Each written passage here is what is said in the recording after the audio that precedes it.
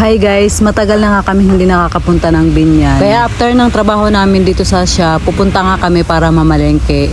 Kahit umuulan nga, hindi kami napigilan. Gagala kami for today's video.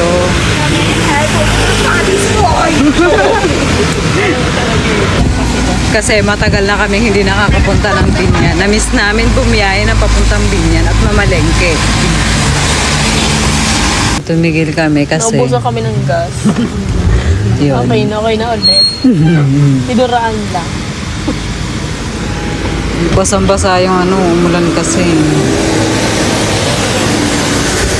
Andito na kami sa Tunas, poblasyon. Diba, ang bilis lang namin. San Pedro.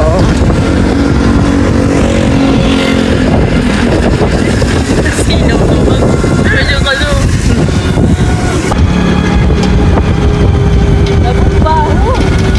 Palengke yan eh.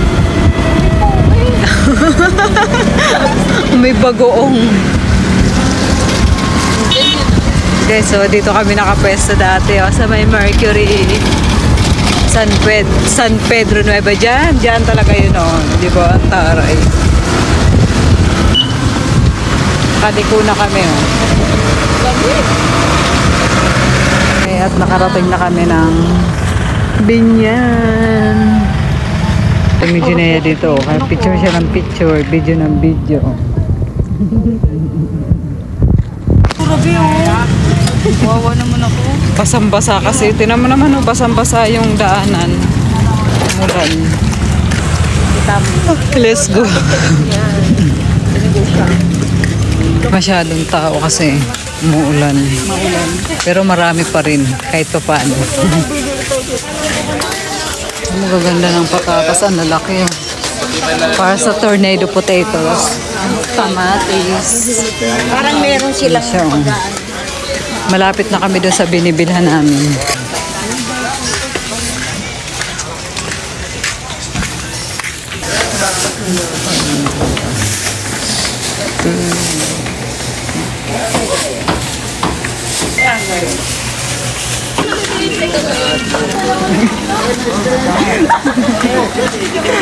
Itong dalawang wala. Parang nabili namin sibuyas, bawang, pipino.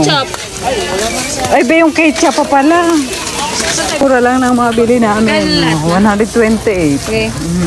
Magkano na to? 128 na to. Isang repolyo pa lang. So ano yan? Sa bayanan niya. Sige. Hindi talaga mamili dito. Ay, patatas Patatas. Guys, uwi na kami guys. Bilis lang namin. Ano yung jet lang sabi? Uwi na kami. 24 hours na Jollibee. Ingat kayo. Dito pa, nasa bahay pa. Dito na kami sa bayanan. Naladaanan namin yung pwesto namin. Jeep.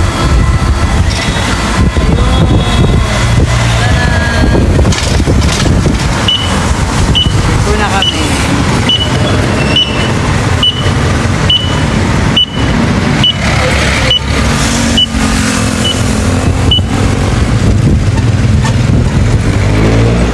$24 bang angkat dyan?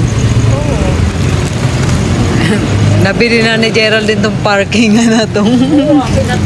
Siya lagi ang naka-parking. Wala nga wala yung